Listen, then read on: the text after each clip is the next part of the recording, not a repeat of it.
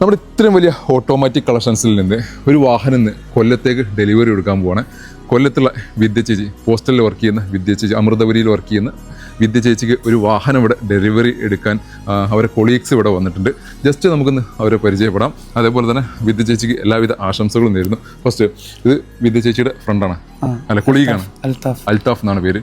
നിങ്ങളുടെ സുഹൃത്താണത്, പേര് ആഷിഖ്. എപ്പോൾ ഇന്നലെ രാത്രി പോകുന്നതാണോ? കൊല്ലത്ത് കരുനാഗപ്പള്ളി അല്ലേ ലൊക്കേഷൻ? Okay okay. എങ്ങനെയാണ് മലപ്പുറത്തെത്തിയത്? കഴിഞ്ഞ 2 വർഷമായിട്ട് കട ഫോളോവറാണ്. അപ്പൊ ഇവിടെ നിന്ന് ഒരു വണ്ടി എടുക്കണമെന്നുള്ള ആഗ്രഹം ഉണ്ടായിരുന്നു.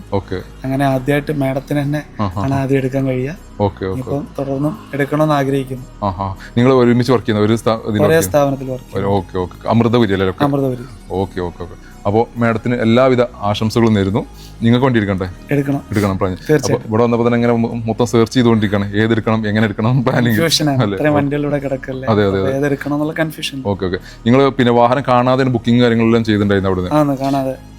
എന്താണ് ഇമാജിനേഷനും റിയാലിറ്റിയും തമ്മിലുള്ള എങ്ങനെ ഉണ്ടായിരുന്നു? സത്യമായിട്ട് പറയണോ? വീഡിയോക്ക് വേണ്ടിട്ട് പറഞ്ഞാൽ എന്താണ് ഉള്ളിലുള്ളത് പറയണോ? സത്യം പറഞ്ഞാല് നമ്മള് 2010 വണ്ടികൾ എടുക്കുമ്പോൾ ഒരു ചെറിയൊരു പ്രശ്നം മനസ്സിൽ തോന്നാറുണ്ട്. പക്ഷെ ഇക്കാലത്ത് എടുക്കുന്ന പിന്നെ ആലോചിച്ച് ഇക്കാലത്ത് നല്ല എടുക്കുക. അപ്പൊ പിന്നെ ആ ഒരു സെക്യൂരിറ്റി നമുക്ക് ഫീൽ ചെയ്തു. സോ രാവിലെ വന്ന് വണ്ടി കണ്ടു, ചെറിയൊരു ചെക്കപ്പും മറ്റു കാര്യങ്ങളൊക്കെ ചെയ്തു. ബാക്കി ഇവിടുത്തെ സ്റ്റാഫുകളൊക്കെ വളരെ കോപ്പറേറ്റീവ് ആയിട്ട് ചെയ്തു തന്നു. എല്ലാവർക്കും താങ്ക്സ്. വാഹനം ഹാപ്പിയാണോ? അതായത് നമ്മുടെ ഇമാജിനേഷൻ റിയാലിറ്റി തമ്മിൽ ഓക്കെ ആണോ? മാഡം പറഞ്ഞു വാഹനം വീഡിയോ കണ്ടതിനേക്കാൾ ഏറ്റവും ഫാർ ബെറ്റർ ആണ്. Okay okay, thank you. അപ്പോൾ കുഴപ്പമില്ല. അപ്പോൾ നേരെ മലപ്പുറത്ത് നേരെ ഇനി കൊല്ലത്തേക്ക് കരുനാഗപ്പള്ളിക്ക് പോകണം. അപ്പോൾ all the best and happy journey.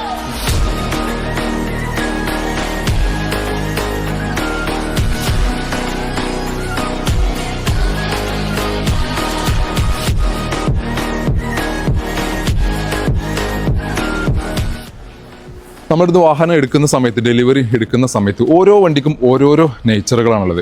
ഇപ്പോൾ ഇത് എടുത്തിട്ടുള്ളത് ഒരു ഓട്ടോമാറ്റിക് ഐട്ടണാണ്. ഹ്യൂണ്ടൈൻ്റെ വാഹനമാണ്. ഹ്യൂണ്ടൈൻ്റെ വാഹനങ്ങൾക്കുള്ള ഏറ്റവും വലിയ ശ്രദ്ധിക്കേണ്ട ഒരു കാര്യമാണ്, ഓരോ വാഹനത്തിൽ നമ്മൾ ചില കാര്യങ്ങൾ പ്രത്യേകം ടേക്ക് കെയർ ചെയ്യണം.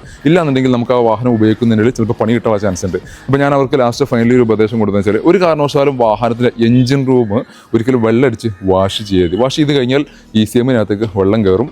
ECM-നകത്തേക്ക് വെള്ളം കയറി കഴിഞ്ഞാൽ ECM ഡാമേജ് ആവും. ഒരു 40-50 രൂപയോളം ഒറ്റയടിക്ക് പോകാനുള്ള സാധ്യത വളരെ കൂടുതലാണ്. ഇവിടെ സർവീസ് സെൻറ്റർ കൊടുക്കുകയാണെങ്കിൽ പോലും നിങ്ങൾ ഒരു കാരണവശാലും വാഷ് ചെയ്യുമ്പോൾ എഞ്ചിൻ റൂം വാഷ് ചെയ്യരുത്. ബോഡി പുറമെയുള്ള ഭാഗങ്ങളെല്ലാം വാഷ് ചെയ്യുക, എഞ്ചിനൊക്കെ വാഷ് ചെയ്യുക. ഒരിക്കലും എഞ്ചിൻ ഭാഗത്തേക്ക് ഒരു തുള്ളി പോലും വെള്ളം അടിക്കരുത് എന്നുള്ളൊരു ഉപദേശം കൊടുത്തിട്ടാണ് വിട്ടത്. കാരണം വെച്ചാൽ നമുക്ക് ഒരുപാട് അനുഭവങ്ങളാണ്. വാഷ് ചെയ്ത് കഴിഞ്ഞാൽ ECM അടിച്ചു പോകുന്നത് ഒരു സംശയം വേണ്ട. ഐട്ടൺ അല്ലെങ്കിൽ i20 തുടങ്ങിയിട്ടുള്ള ഹ്യൂണ്ടൈൻ്റെ വാഹനങ്ങൾ യൂസ് ചെയ്യുന്ന നിങ്ങൾക്കും അതൊരു പാഠമാണ്. അല്ലെങ്കിൽ പുതുതായിട്ട് ആരെങ്കിലുമൊക്കെ വാഹനങ്ങൾ എടുത്തിട്ടുണ്ടെങ്കിൽ ഒരു കാരണവശാലും എഞ്ചിൻ്റെ ഭാഗത്തേക്ക് വെള്ളം അടിക്കരുത്. അടിച്ചു കഴിഞ്ഞാൽ 40,000-50,000 ഒറ്റയടിക്ക് പോകും. റിപ്പയർ ചെയ്യണമെങ്കിൽ ECM റിപ്പയർ ചെയ്യണമെങ്കിൽ ഏകദേശം ഒരു 9-10 രൂപ കോസ്റ്റാണ് വരിക. പക്ഷെ മൊത്തം റീപ്ലേസ് ചെയ്യണമെങ്കിൽ അത്രയും എമൗണ്ട് വരുന്നുണ്ടെങ്കിൽ ചെറിയൊരു ഓർമ്മപ്പെടുത്തൽ നിങ്ങളുടെ എൻ്റെ ഫോളോവേഴ്സിനും കൂടി ഞാനൊന്ന് അറിയിക്കുകയാണ്. Thank you.